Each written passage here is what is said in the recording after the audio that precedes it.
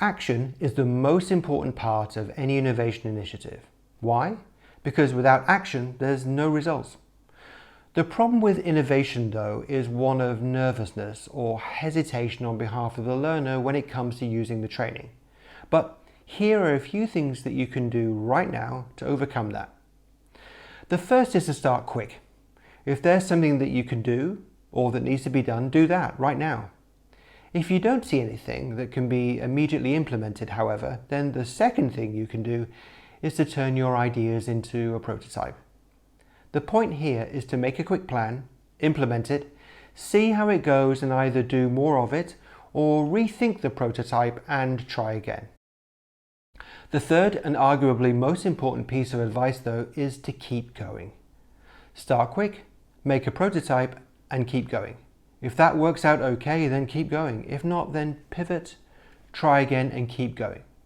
The main thing being that maintaining momentum and interest are key to getting innovation happening. So keep going. Apart from the advice I just gave, there are other pretty solid and practical ways to make sure that innovation training gets applied in the workplace. As you've probably guessed, we at Practical Training Transfer put a heavy emphasis on transferring learning into results. The inspiration for implementing this concept in our training designs actually came from the innovation training we were doing in the 2000s. Okay, let's take a step back for a second. What we knew then was that everyone needed innovation, that people did little to learn how to be innovative, and that their confidence in implementing innovation in the workplace was low. Despite knowing all that and doing some great innovation training, back in the old days we kept noticing that the training wasn't being applied, which led to a light bulb moment or a realization, let's say, that training input rarely leads to workplace output. We wanted to change that dynamic, and after a lot of research and experimenting with training redesigns, Practical Training Transfer was born. In the case of innovation training, we knew that the concepts were not difficult to grasp. There was a real need for innovation and that our participants had tangible issues that could benefit from the skills learned in training immediately. As we all know, though, all training has its unique problems when it comes to using the training in a real work setting. In the application of innovation training, what we realized is that the main problem is not using the skills or understanding the principles. It was a mindset issue, meaning that people were either afraid to try new skills, were worried about how new ideas would be received by their peers, or that they lacked the confidence to replicate the techniques they learned from class in the workplace.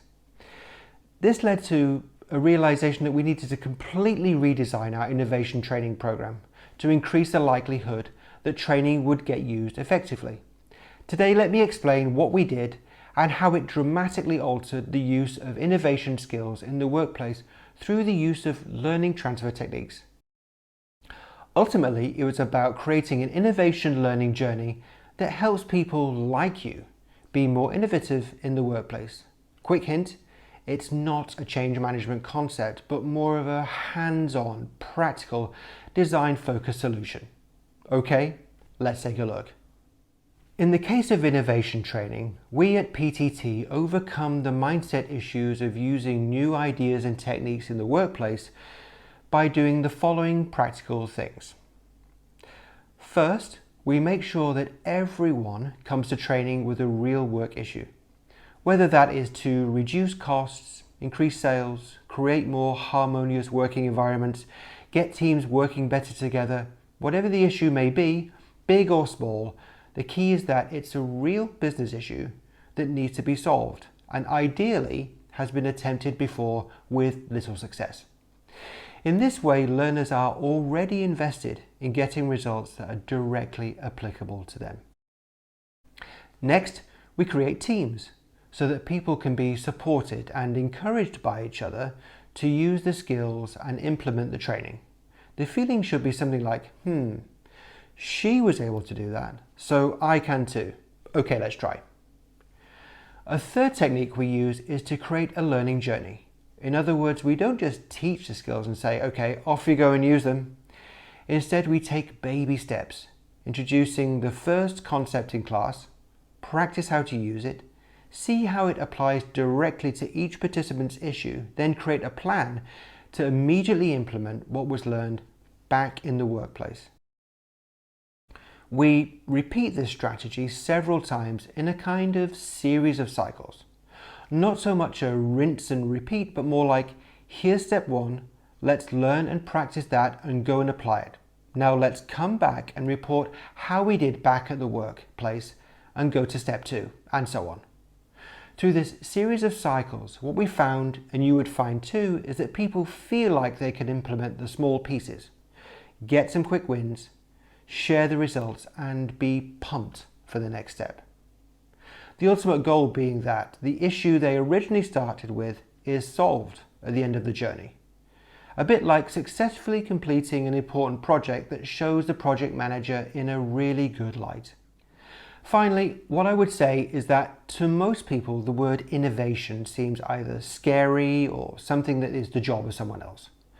What we found over the years, though, is that innovation is definitely the work of almost anyone in the company, given that real issues need to be solved. Moreover, by doing this many times, we've honed a really successful method to overcoming the mindset issues that plague the use of training such as innovation.